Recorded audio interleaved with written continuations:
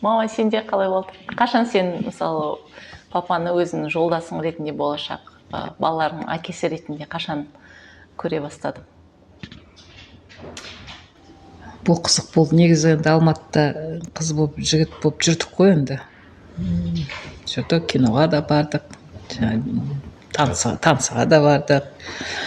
Әуезов театрында. Да, Әуезов театрында, ой, осенний балға барып, вальс билеп, басымыз айнала болатын. Негізі енді одан кейін енді бітіріп кетті, ауылына қайтып. Курстан кейін тұрмысқа шыға бастады.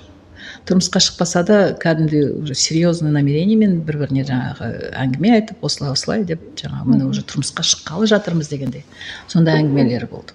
Сосын бір сабақтан келе жатқанымызда, не дейді, сандырақтың айтқаны келеді дей ма? Сөйтіп келе жатқанымызда жаңағы енді бәрі маған мен үшін мақтанғандай сияқты болды.